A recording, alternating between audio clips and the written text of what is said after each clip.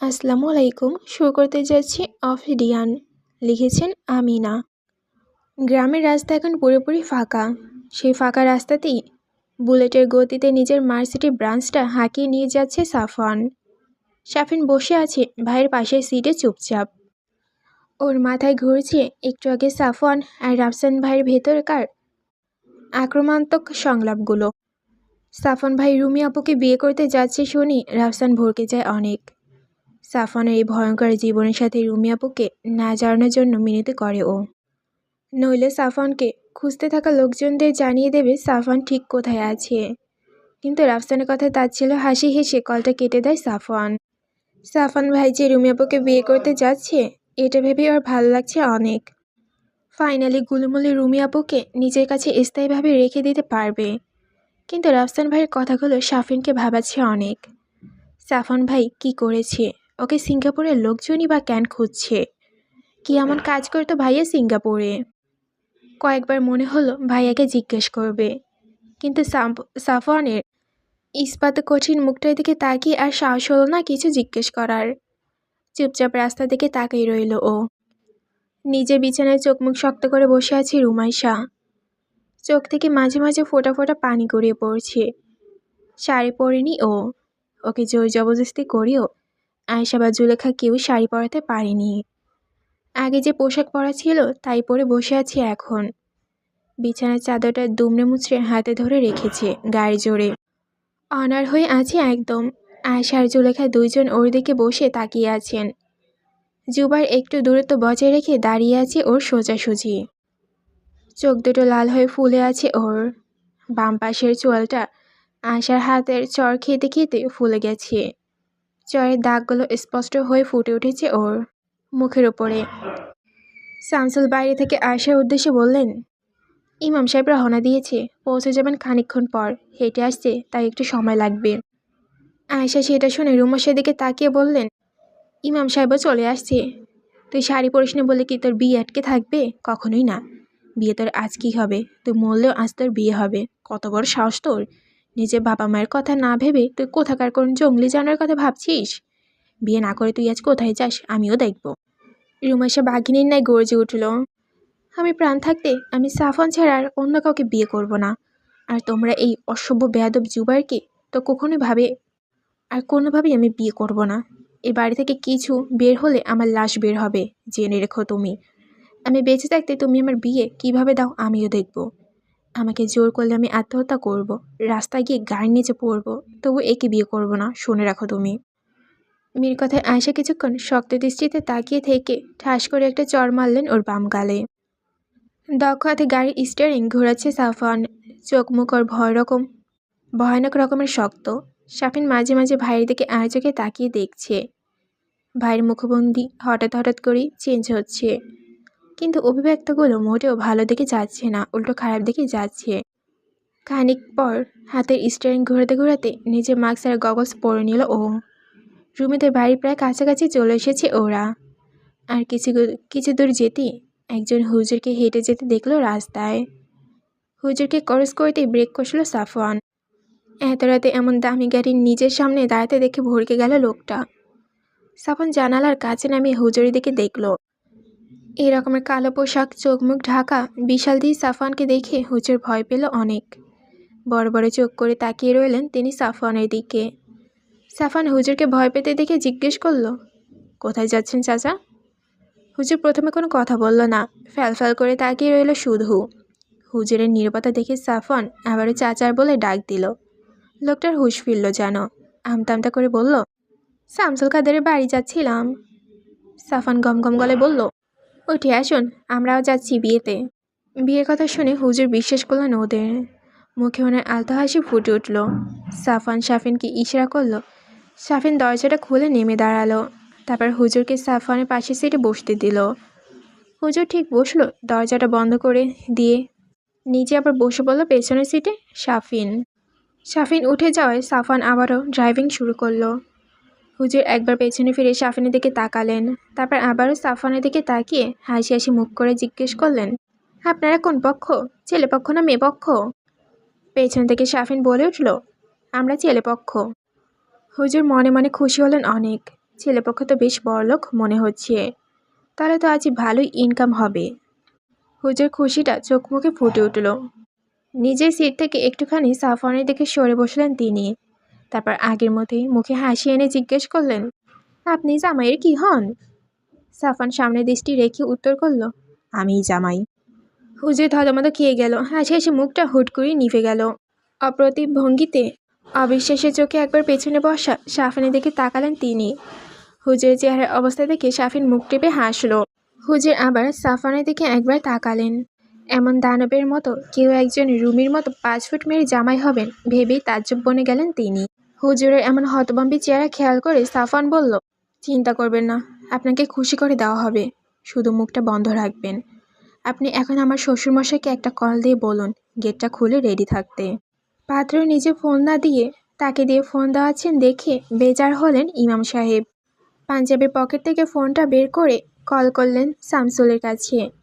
Shamsul call receive করতেই হুজুর বলে উঠলেন, ভাইজান গেট খুলেন, গাড়ি করে আসছি তাড়াতাড়ি। বলেই শামসুলকে কোনো কথা বলার সুযোগ না দিয়ে কলটা কেটে দিলেন। শামসুল ভাবনায় পড়ে গেলেন, খানিক আগেই তো বলল যে হেঁটে আসছেন, এখন আবার বলছে গাড়ি করে আসছে। গাড়ি পেল কই? ভাবনা চিন্তা বাদ দিয়ে বাইরে থেকে আয়শার উদ্দেশ্যে উচ্চস্বরে বললেন যে ইমাম সাহেব পৌঁছে গেছে প্রায়। আয়শা রুমেশের সাথেই বসেছিলেন, অন্য পাশে জুলেখা বসেছিল এতক্ষণ। ইমামের আসার কথা শুনে তিনি রুমির পাশ থেকে উঠে গিয়ে জুবাইরকে বসতে দিলেন। আয়শাও উঠে দাঁড়ালো। তারপর দেওয়ালের কাছে গিয়ে জুলেখার পাশে দাঁড়ালেন। জুবাইরের একদম খুশিতে নাচতে ইচ্ছা করছে এই মুহূর্তে। জুবাইর একবার চোরাচুকি রুমেশের কান্নারত চেহারা দিকে তাকিয়ে ওর হাতটা ধরতে গেল। হাতে স্পর্শ করা মাত্রই রুমেশে একটা ঝাটকা মেরে হাতটা সরিয়ে দিয়ে গর্জে উঠল, মোটেও আমাকে ছুবেন না আপনি, আমাকে বিয়ে করার কথা মাথা থেকে ছেড়ে ফেলুন, এখনো সময় আছে, নইলে আমার সাফন যদি একবার জানতে পারে তাহলে আপনি আমাকে ছোঁয়ার চেষ্টা করেছেন, তাহলে আপনাকে মেরে মাটিতে পুঁতে ফেলতেও ওর 2 মিনিট লাগবে না, সাবধান হয়ে যান। রুমেশের এমন কথায় আয়শা ফুঁসে উঠে বলে, সে জঙ্গলি জানতে পারলে তো তোর ফোন তো তুই আর ফেরতই পাবি না, বিয়ের পরপরই তোর পাসপোর্ট ভিসার ব্যবস্থা করা হবে, আর একবার ইতালি চলে গেলে এই জীবনে আর সাফনের মুখও দেখতে পাবি না। জুবাইয়ের সাথে তোর থাকা লাগবে সারা জীবন, আর পালাবি তুই বিয়ের পর সেটাও হবে না, শিকল দিয়ে বেঁধে রাখতে বলবো তো ওকে। মানুষের সাথে ওনার বিয়ে দিচ্ছি তাতে ওনার হচ্ছে না, ওনার জানোয়ার লাগবে, বিয়াদব কথাকার।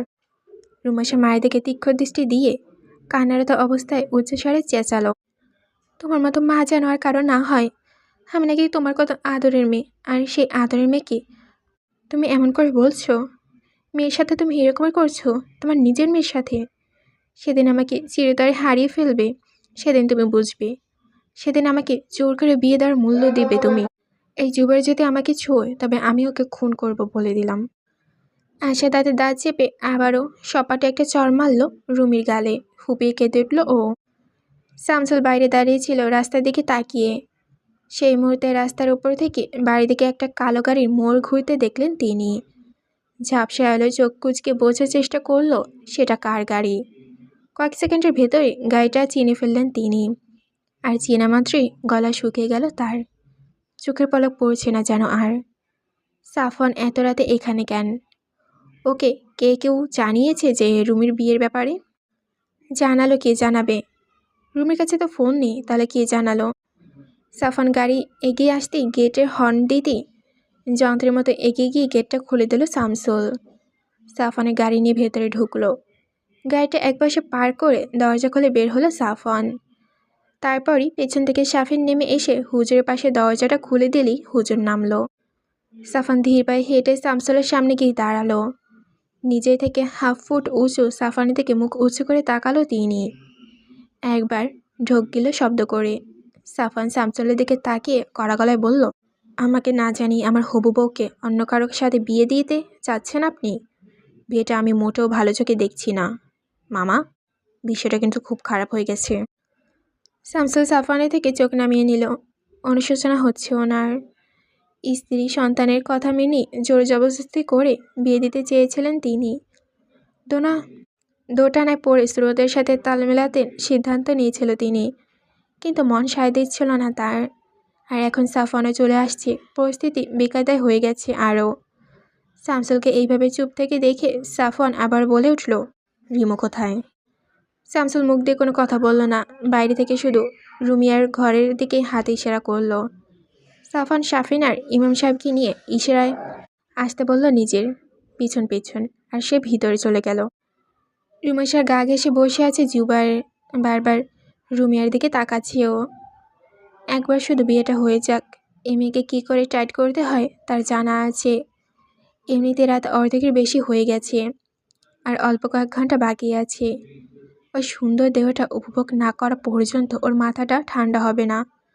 কিন্তু এ যেভাবে চিৎকার চেঁচামেচি করছে, রুমের ভেতর তো একদম শেষ করে ফেলবে চিৎকারে। জুবাইর মনে মনে হাসলো। বেঁধে ফেলবে ওর হাত পা মুখ সহ সব, তারপর ইচ্ছে মতো উপভোগ করবে ও। রুমেশার চিৎকার, নড়াচড়া, ছোটাছুটি কিছুই করতে পারবে না। উফ, ভাবতেই ওর গায়ের ভিতর শিরশির করছে। রুমেশা নাক টানছে থেকে থেকে, ফুপিয়ে উঠছে মাঝে মাঝে, মায়ের দিকে কোন দৃষ্টিতে তাকাচ্ছে মাঝে মাঝে, যেন মায়ের ওপর একটিবারের জন্য হলেও একটু দয়া হয় আর এই বিয়েটা থামিয়ে দেয়। কিন্তু আশার চোখ মুখে কোনো পরিবর্তন নেই, আগের মতো কর্কশ মুখ বানিয়ে দাঁড়িয়ে আছেন তিনি। বাইরে কতগুলো পায়ের শব্দ শুনে আশা বুঝে গেলেন ইমাম সাহেব এসে গেছেন। পায়ের শব্দে রুমেশাও শুনল। মায়ের দিকে অসহায় চোখে তাকিয়ে উচ্চ শব্দে কেঁদে উঠল এইবার। বিছানা থেকে উঠে দৌড়ে গিয়ে মায়ের পায়ের কাছে বসে পড়ল। তারপর কান্নারত অবস্থায় মিনতি করল, আমার এমন সর্বনাশ করো না মা, আমাকে বিয়ে দিও না তুমি এই লুচ্চোটার সাথে, দয়া করো, আমি মরে যাব সাফওয়ানকে ছাড়া, মা দয়া করো আমাকে, আমাকে বিয়ে দিও না ওর সাথে মাগো। আয়শার মন গলল না মেয়ের কথায়। তির্যক চাহনি দিয়ে তিনি বললেন, কান্নাকাটি বাদ দিয়ে শান্ত হয়ে বস। সাফওয়ানের নামও মুখে নিবি না তুই। বিয়ে তোর জুবাইরকেই করা লাগবে, যে কোনো মূল্যেই, নইলে তোর কপালে দুঃখ আছে। ঠিক এমন সময় দরজার কাছ থেকে গমগমে একটা কণ্ঠস্বর ভেসে এলো। পুরো রুমের ভেতর ছড়িয়ে পড়ল সেটা, দুঃখ তো আপনার কপালে আছে মামি। দরজা খুলে ভেতরে ঢুকলো সাফওয়ান। ঢুকতে ঢুকতে কথাটা বলল।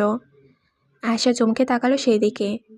মাথা ছাড়া আপামধ্যস্থ কালো কাপড়ে আবৃত সাফওয়ান যেন তার একটা কথা দিয়ে পুরো রুমের পরিবেশটা টাইট করে ফেলেছে, শীতল করে ফেলেছে পুরো বিষয়টা। এমন দানবাকার কাউকে এই ঘরে প্রবেশ করতে দেখে জুবাইর ভড়কে গেল। বিছানা ছেড়ে তড়িঘড়ি করে উঠে দাঁড়ালো ও। আয়শা সাফওয়ানকে চিনতে পারা মাত্রই দেয়াল ছেড়ে দ্রুত পায়ে রুমেশার খাটের পেছনের দিকে গিয়ে দাঁড়িয়ে পড়ল। বোনকে এইভাবে ভয় পেয়ে সরে যেতে দেখে জুলেখাও তাড়াতাড়ি বোনের কাছে গিয়ে দাঁড়ালো। জুবাইর খালার এমন ভীত সন্ত্রস্ত চেহারা দেখে অপ্রস্তুত হয়ে গেল, বুঝে উঠতে পারল না কি হচ্ছে। এমন সময় এক মুহূর্তে দিশেহারা রুমেশা সাফওয়ানকে হঠাৎ আগমনে যেন প্রাণ ফিরে পেল। মেঝে থেকে উঠে দৌড়ে গিয়ে হাউমাউ করে জড়িয়ে ধরল সাফওয়ানকে। সাফওয়ানের বক্ষ পাঁজরে নিম্ন অংশে গিয়ে ঠেকল ওর মাথাটা। শরীরের সমস্ত শক্তিতে সাফওয়ানকে জড়িয়ে ধরেছে ও, যেন ছেড়ে দিলেই জীবনের শেষ অবলম্বনটা হারিয়ে ফেলবে ও। সাফওয়ানের রুমেশাকে নিজের সাথে মিশিয়ে নিয়েছে একেবারে। রুমেশা ফুপিয়ে উঠে বলল, আল্লাহ আমার দোয়া কবুল করেছে, আপনি এসেছেন, আমাকে নিয়ে যান এখান থেকে। এরা আমার সাথে অমানুষের মতন আচরণ করেছে, আমাকেও অসভ্যটার সাথে বিয়ে দিতে চায় ওরা, আমি বাঁচব না আপনাকে ছাড়া, আমাকে নিয়ে যান আপনার কাছে, নিয়ে যান আপনি আমাকে এখান থেকে নিয়ে যান। সাফওয়ান রুমেশার মুখটা উঁচিয়ে চোখ থেকে পানি মুছিয়ে দিতে দিতে নরম গলায় বলল, হুস, কান্না থামা, আমি এসে গেছি। এখন কারো বাপের ক্ষমতা নেই তোর গায়ে একটা ফুলের টোকা দেওয়ার, তোর গায়ে করা প্রতিটা আঘাতের পাই টু পাই হিসাব নেব আমি। চোখের পানি মোছা শেষ হলে রুমেশার বাম গালে চোখ পড়ল সাফওয়ানের। গালটা লাল হয়ে আছে, কয়েকটা আঙুলে তাকে স্পষ্ট হয়ে ফুটে আছে গালে। হঠাৎ করে টান দিয়ে নিজের চোখের গগলসটা খুলে ফেলল সাফওয়ান। ফোপাতে থাকা রুমেশার বা গালটা খুব মনোযোগ দিয়ে পর্যবেক্ষণ করলো কিছুক্ষণ, আর তারপরে আয়শার দিকে তাকালো। আয়শা সাফওয়ানের এমন ধ্বংসাত্মক দৃষ্টি দেখে জমে গেল একেবারে। আয়শার পাশে থাকা জুলেখা আর বিছানায় অন্য প্রান্তে দাঁড়ানো জুবাইর সাফওয়ানের ধূসর সবুজ রাঙা জলজলে চোখ দুটো দেখে স্থির হয়ে গেলেন। সাফওয়ান আয়শার চোখের দিকে দৃষ্টি রেখেই মুখের মাস্ক খুলে রুমেশার বাগালে চুমু খেলো। একটাবারের জন্য আয়শার দিকে চোখ ফেরালো না সে। সন্ধ্যা থেকে এই পর্যন্ত বারংবার অত্যাচারিত হওয়া বাম গালে সাফওয়ানের এমন ভালোবাসার পরশ পেয়ে ফুপিয়ে কান্না করে উঠল রুমাইশা। সাফওয়ান রুমাসের হাতটা ধরে আয়শার দিকে আরও একবার কঠিন দৃষ্টি দিয়ে মাস্কটা মুখ দিয়ে ঢেকে দিল। চোখে গগলসটা লাগিয়ে বাইরে বের হয়ে এসলো। শামসুল এতক্ষণ সোফায় বসেছিলেন, তার দুই পাশে শাফিন আর ইমাম সাহেব বসা। শাফিন মাঝে মাঝে মামার সাথে টুকটাক কথা বলছে। সাফওয়ান রুমাসের হাত ধরে নিয়ে এসে বসে পড়ল শামসুলের বিপরীত সোফার পাশে। তারপর শামসুলকে উদ্দেশ্য করে কড়া গলায় বলল, মামা, আপনি কি করতে চাচ্ছিলেন? সে সম্পর্কে আপনার কোনো ধারণা আছে? খোঁজখবর নিয়েছেন? না জেনে শুনে রিমুকে আপনি ওই জুবাইর নামক অসভ্যটার হাতে তুলে দিতে চেয়েছিলেন। এই আপনার পিতৃত্বের পরিচয়। তার উপর রিমু আমার Baghdad. How can you do the such a ridiculous think? How can you just image do think? How? আপনি জানেন জুবাইর সম্পর্কে কিছু? ধারণা আছে আপনার ওর সম্পর্কে কিছু? আপনি জানেন ও বাড়ি গিয়ে মদ খেয়ে পতিতলাদের কোলে শুয়ে থাকে রোজ রাতে? জানেন আপনি এইরকমের একটা চরিত্রহীন পতন ঘটা কারোর সাথে আপনি কিভাবে আপনার মেয়েকে বিয়ে দিতে চাচ্ছিলেন? তার লাইফ জুড়ে দেওয়ার চিন্তা করেন, যেখানে সে অন্য কারো Baghdad. It's a shame, totally shame. Rumesh অভিমানী দৃষ্টিতে তাকিয়ে আছে বাবার দিকে। শামসুল নিচের দিকে তাকিয়ে আছে। মেয়ের চোখে চোখ পড়ার ভয়ে মাথা তুলতে পারছেন না। দোনাটায় পড়ে খুব বড় ভুল করে ফেলেছিলেন তিনি। স্ত্রী সন্তানের ম্যানিপুলেশনে পড়ে তিনি পিতার দায়িত্ব পালনে অবহেলা করেছেন অনেক। জুবাইরের চরিত্র জানার পরও মেয়েকে বিয়ে দিতে রাজি হয়েছেন, এরকমটা তিনি চাননি। রুমেশের বলা প্রতিটা কথা এখনও তার কানে বাজছে। রুমেশের সেই আকুতি ভরা চিৎকারগুলো মনে পড়তেই বুকটা ওনার কেঁপে উঠছে। সাফান আশায় উনি যে স্বস্তি ফিরে পেয়েছে অনেক। শামসুলের আমার নীরবতা সাফান নিজে কঠিন গলাটা যত সম্ভব নরম করে বলল, বিয়ের কাজে শুরু করার জন্য অনুমতি দিন মামা, আর বাকিদের ডাকুন। এই ঝামেলা আমি আজকেই শেষ করে দিতে চাই। আমার হবু স্ত্রীকে আমি আজই বিয়ে করতে চাই। আমার হবু স্ত্রীকে আজকে আমার অগোচরে অন্য কারোর সাথে জোর করে বিয়ে দেওয়ার মূল্য বুঝিয়ে দেব আমি সবাইকে। দ্রুত ডাকুন সবাইকে। শামসুল ইমাম সাহেবকে বিয়ে পড়ানোর প্রস্তুতি নিতে ইশারা দিয়ে রুমাইশাকে একবার দেখে রুমাইশার রুমের দিকে এগোলেন আশা সহ বাকিদের ডাকতে। ইমাম সাহেব চুপচাপ বসে আছে, তিনি একেবারে চুপসে গেছেন। শক্ত সামর্থ্য শামসুল এই দানবের ছেলেটার সামনে মিয়ে যেতে দেখে তার বুঝতে বাকি রইল না যে এ খুব কঠিন জিনিস। তিনি রেজিস্ট্রির খাতাটা বের করতে লাগলেন। শামসুল বাকিদের ডেকে ফিরে এসে আবারও নিজ জায়গায় বসলেন। ওনার পেছন পেছন আয়শা এলেন। শামসুলের পেছনে গিয়ে দাঁড়ালেন তিনি। জুলেখা এলো সাফওয়ানের রুমাইশার পাশে। জুলেখাকে বসার ইশারা করল। জুলেখা যন্ত্রের মতো বসে পড়ল রুমাইশার পাশে। জুবাইর এদের থেকে দূরত্ব বজায় রেখে দাঁড়িয়ে রইল সোফার পাশে। ইমাম সাহেব সাফওয়ানের পুরো নাম আর বাবার নাম নিল। তারপর শামসুলের থেকে রুমাইশার পুরো নাম আর শামসুলের পুরো নাম নিলেন। এরপর শামসুলের দিকে তাকিয়ে জিজ্ঞেস করলেন দিনমোহর কত? সাফওয়ান অপর পাশ থেকে গমগমে কণ্ঠে বলে উঠল, গয়না সহ 50 লাখ। এই মুহূর্তে আমার কাছে 5.5 লাখ আছে দেওয়ার মতো। বাকিটা বউ নিয়ে বাসায় ফিরে পরিশোধ করব। ইমাম সাহেবের চোখ বড় বড় করে একবার সাফওয়ানের দিকে তাকালো, পরক্ষণে শামসুলের দিকে আর একবার তাকালেন। পাশে বসে থাকা জুবাইর চিবুক নেমে গেল।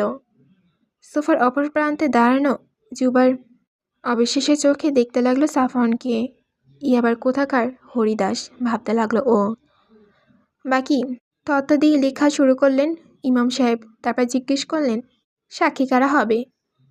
কারো উত্তর দেওয়ার আগেই সাফওয়ান ইমাম সাহেবকে উদ্দেশ্যে বলল, আমার পক্ষে সাক্ষী দেবে আমার ভাই, আর আপনি নিজে। আর রিমুর পক্ষে থেকে সাক্ষী দেবে জুলকা খালা আর জুবাইর। বলে জুবাইরের দিকে একবার তাকালো।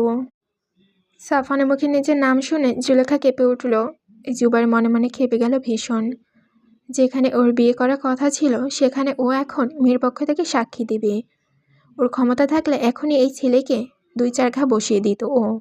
কিন্তু ওর ওই চোখে জোড়ার কথা মনে পড়লেই, আয়শা খালার চুপসে যাওয়া চেহারা দেখলে আর সাহসে এগোতে পারে না ও। চুপ হয়ে যাচ্ছে, সবকিছু দেখতে লাগলো ও। ইমাম সাহেব এবার উঠে এসে রুমাইশার বিপরীতে রাখা সোফায় বসলেন। তারপর বিয়ে পড়ানো শুরু করলো। হাজিরানা মজলিসে 50 লক্ষ টাকা দেনমোহর, নগদ বাকি যশোর জেলা সদর থানা হৈরবপুর নিবাসিত ইশতিয়াক আহমেদের বড় ছেলে সাফান আহমেদের সহিত তোমার বিবাহ দেওয়ার ইচ্ছা হচ্ছে, তুমি কবুল? কবুল থাকলে বলো। আলহামদুলিল্লাহ, কবুল। উস্কোখ চুলে মুখে চাউরের দাগ নিয়ে ন্যাত্তাচারের একটা সালোয়ার কামিজে পরিহিতা রুমাইশা তার সন্ধ্যারাত থেকে কান্না করা ফোলা ফোলা চোখ নিয়ে কবুল বলে কারো বৈধ সম্পত্তি হতে চলেছে। এই মুহূর্তে পুরোটা ওর কাছে স্বপ্নের মতো মনে হচ্ছে যেন। চারপাশটা কেমন যেন নতুন লাগছে সম্পূর্ণ। হৃদযন্ত্রটা সাধারণের তুলনায় দ্রুত ধড়ধড় করছে। কান মাথা গরম হতে শুরু করেছে। পা দুটো কেঁপে কেঁপে উঠছে মাঝে মাঝে। দুই হাত দিয়ে নিজের কামিজ শক্ত করে জড়িয়ে ধরেছে। চোখ দুটো কেমন যেন নিস্তেজ হয়ে আসছে। মনে হচ্ছে এক্ষুনি জ্ঞান হারিয়ে ফেলবে ও। রুমাইশার গায়ের সাথে লেপ্টে বসা সাফন প্রিয়তমার এমন অস্থিরতা টের পেতেই নিজের হাতটা রুমাইশার হাতের উপরে রাখল। সাফনের এমন ভরসার ছোঁয়া পেতে ধীরে ধীরে স্বাভাবিক হয়ে গেল রুমাইশা। ইমাম সাহেব আরও একবার বললেন, বলো মা, আলহামদুলিল্লাহ, কবুল। রুমাইশা সবার অগোচরে বড় একটা নিঃশ্বাস নিল, তারপর মৃদুস্বরে বলল, আলহামদুলিল্লাহ, কবুল। রুমাইশার মুখে কবুল শুনে সাফন শামসুল দুজনে চোখ বন্ধ করে স্বস্তির নিঃশ্বাস নিলেন আর ছাড়লেন।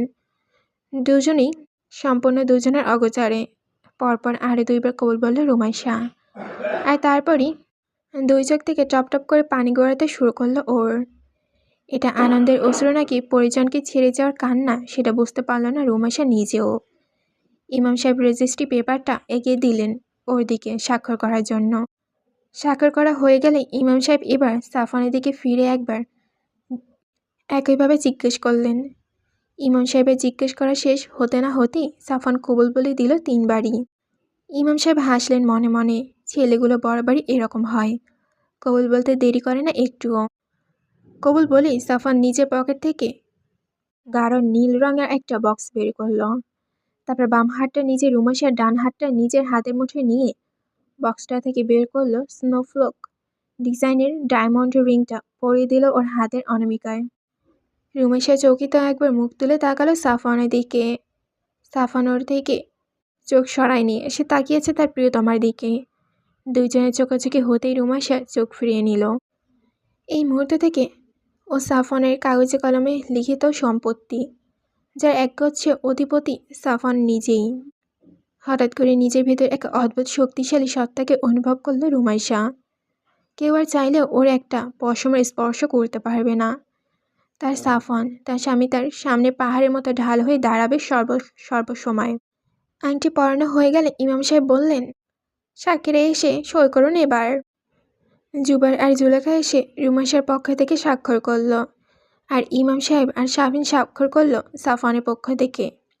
স্বাক্ষর শেষ ইমাম সাহেব মোনাজাত ধরে বললেন সবাইকে দোয়া করতে। নীরবে সৃষ্টিকর্তার দরবারে মোনাজাত ধরলেন সবাই। পুরো বাড়িতে যেন হঠাৎ করে অদ্ভুত রকমের একটা শান্তি শান্তি আবহাওয়া নেমে এসেছে। চারিদিকে নীরব হয়ে শীতল একটা পরিবেশ সৃষ্টি হলো। মোনাজাত শেষ করে সাফন শাফিনের হাতে ইমাম সাহেবের জন্য টাকা দিয়ে ইশারা করলো তাকে গেটে এগিয়ে দিয়ে আসার জন্য। শাফিন ইমাম সাহেবকে নিয়ে মেন গেট পার হলো। বাইরে যেতে সাফন একটা টান দিয়ে নিজের মাস্কটা আর গগলসটা খুলে ফেলল। মাস্ক খুলতেই ওর ইম্পাত কঠিন মুখটা সবার দৃষ্টির দৃষ্টিগোচর হলো। এই অদ্ভুত সুদর্শন অস্বাভাবিক সৌন্দর্যের অধিকারী পুরুষটাকে দেখে জুলেখা বেশ অবাকই হলেন। তখন তিনি দূর থেকে ভালো করে খেয়াল করেননি, এখন কাছ থেকে দেখে তিনি হতভম্ব হয়ে গেলেন। সাফন রুমাইশার দিকে একবার দৃষ্টি দিয়ে তারপর জুবাইর দিকে তীর্যক চোখে তাকালো। এরপর বজ্রকণ্ঠে বলে উঠল, শামসুল মামা আর জুলেখা খালা, আপনারা দুজন নিজেদের রুমে যান। বাইরে যাই হয়ে যাক না কেন, কেউ বের হবেন না। আয়শা মামি আর জুবাইয়ের সাথে আমার কিছু হিসাব নিকাশ বাকি আছে। শামসুল বুক কেঁপে উঠল। চকিতে একবার পেছনে দাঁড়িয়ে থাকা আয়শার দিকে দেখল। আয়শার মুখটা পাংশুটে হয়ে আছে, অসহায়ত্ব ফুটে উঠেছে তার চোখে মুখে। শামসুল আবার সাফওয়ানের দিকে একবার তাকালো। শামসুলের দীর্ঘ বিশ্বাস, সাফওয়ান জুবাইয়ের সাথে যাই করুক আয়শাকে কিছুই করবে না। সাফওয়ানের দিকে আরও একবার বিশ্বাসের দৃষ্টিতে তাকিয়ে শামসুল উঠে সোফা থেকে সরে গেল। স্বামীকে উঠে যেতে দেখি আয়শা ভয় পেল অনেক। এখন উনি কী করবেন? শামসুলকে উঠে যেতে দেখে জুলেখাও কয়েকবার জুবাইয়ের দিকে তাকিয়ে ইতস্তত করে উঠে সোফা থেকে সরে গেল। তারপর রুমে গিয়ে দুজনে দরজা দিয়ে দিলেন। ওনারা চোখের আড়াল হতেই সাফন ধাম করে বসা থেকে উঠে গেল। ক্রোধান্বিত চোখে তাকিয়ে ধীরে ধীরে জুবাইর দিকে এগোলো সাফন। সাফনকে এভাবে এগোতে দেখে জুবাইর ঠাই হয়ে গেছে। ভয় ওর পা সরছে না। জুবাইর গা কাঁপতে শুরু হলো। ওর নিজের অজান্তে ঢোক গেল একটা বড় করে। সাফনের ওই জল জলে চোখ দুটো থেকে চাইলেও যেন ও চোখ ফেরাতে পারছে না। কিসে এত আতঙ্ক গ্রাস করে ফেলেছে যেন ওকে নিজেও বুঝতে পারছে না। কিছুটা দূরে দাঁড়িয়ে আছে আয়শা, ভীত সন্তোষ চাহনি নিয়ে সাফনের গতিবিধি নজর রাখছে আর চোখে। জুলেখা ঘরের ভেতর থেকে দরজা কান পেতে আছে, যদি কোনো অঘটন ঘটায় সাফন তার জন্য। বনে থেকে শোনা সাফনের কীর্তিকলাপের বিবরণ পর থেকেই ওনার গায়ে কাঁটা দিয়ে উঠছে। আর এখন খোদার শিকার তার ছেলেই হচ্ছে। মনে মনে সৃষ্টিকর্তার কাছে আর্জি জানাচ্ছেন যে ছেলেটার কোনো বড়সড় ক্ষতি না হয়ে যায়। সাফন জুবাইর থেকে সামনে গিয়ে শীতল দৃষ্টি দিয়ে ওর চোখে তাকালো। আর পর মুহূর্তে চোয়াল শক্ত করে নিজের সর্বশক্তি দিয়ে জুবাইর নাকে আর ঠোঁটের কোণায় বরাবর ঘুষ মারল একটা। সাফনের ইম্পাস্ত কঠিন হাতের ঘুষিতে সত্যি সত্যি জুবাইর কাছে লোহার হাতুড়ি বাড়ির মতো লাগলো। ছিটকে গিয়ে পেছনের দেওয়ালের সাথে মাথায় বাড়ি খেল ও। নাক দিয়ে গল গল করে রক্ত বের হতে শুরু করলো ওর। ঠোঁট ফেটে গেছে একপাশ থেকে। চারিদিক অন্ধকার হয়ে গেছে। সে অন্ধকারে দেখছে। জীবনে কখনো এই রকমের আঘাতও কারো কাছ থেকে পেয়েছে কিনা ঠিক মনে পড়ছে না। আর সাফনের একা ঘুষি খেয়ে মাথার ভেতরে ভন ভন করে ঘুরছে ওর। জুবাইর নাক মুখ দিয়ে গলগলির রক্ত আসতে দেখে ভরকে গেল আয়শা। আতঙ্কে হতবাক হয়ে একবার তাকালো তিনি সাফনের দিকে। সাফন এখনও তার শকুনের দৃষ্টি দিয়ে জুবাইর দিকে তাকিয়ে আছে, ওর স্বাভাবিক হওয়ার অপেক্ষায়। জুবাইরকে নিজের একটু ধাতস্থ করে নিতেই সাফন তড়িৎ গতিতে ওর গালের ওপর একটা চড় দিল। সাথে সাথে কাছে গিয়ে ওর শার্টের কলার ধরে উঁচু করলো ওকে। আর এরপরও আর এক হাত দিয়ে জুবাইরের গলা ধরে শূন্যে তুলে ধরল। মেঝে থেকে 2 ইঞ্চি উপরে সাফন এক হাতে মুঠোর ভেতরে শুধুমাত্র গলার অবলম্বটুই ঝুলে রইল জুবাইয়ের। সাফনের পেশিবহুল হাতের চাপে জুবাইর ছটফট করতে শুরু করলো। চোখ মুখ উল্টে যেতে শুরু করলো ওর। জিহ্বা বেরিয়ে আসার উপক্রম হলো। নিঃশ্বাস বন্ধ হয়ে আসছে ক্রমে। নাকে রক্ত, মুখের লালা সব এক হয়ে পড়তে লাগলো ওর মুখ বেয়ে। কিন্তু সেদিকে কোনো ভ্রুক্ষেপ নেই সাফনের। ওতে দাঁত চেপে জুবাইর এই ফুলে ওঠা বাচ্চাদের আকতিপূর্ণ মুখটা ভীষণ উপভোগ করেছে। এক পৈশাচিক আনন্দ ওর শরীরে আরোহণ সৃষ্টি করেছে। জুবাইরের কয়েক হাত দূরে দাঁড়িয়ে এইসব দেখছে আয়শা। জুবাইর কয়েকবার হাত দিয়ে সাফনের হাতখানা গলা থেকে সরানোর চেষ্টা করলো, কিন্তু পুরোপুরি ব্যর্থ হলো ও। আয়শা জুবাইর এমন অবস্থা দেখে উচ্চ শব্দে কেঁদে উঠল। রুমেশার দিকে তাকালো একবার সাহায্য পাবার আশায়। হতভম্ব রুমেশা তাড়াতাড়ি উঠে গিয়ে সাফনকে পেছন থেকে জড়িয়ে ধরে মিনতি করে বলল, ছেড়ে দিন ওকে, নইলে মরে যাবে ও। ছেড়ে দিন প্লিজ। ওর কিছু হয়ে গেলে আপনি বিপদে পড়ে যাবেন। ছেড়ে দিন ওকে। আয়শা সমানে কেঁদে যাচ্ছে। জুলেখা বাইরে এসে হুটুপুটি শুনে ভয় পেয়ে গেল। আবার রুমের ভিতরে চলে গেছে। কিন্তু আবারও দরজা খোলার সাহস করল না। কান পেতে রইল আর চোখে বুঝে উপরওয়ালার কাছে প্রার্থনা করতে লাগলো যেন কোনো অঘটন না ঘটে। রুমেশের বলার পরও সাফন ছাড়ল না জুবাইরকে। আরও কিছুক্ষণ ওভাবে মাটি থেকে উঁচু করে রাখলো ওকে। আর তারপরে ধাম করে ছেড়ে দিল।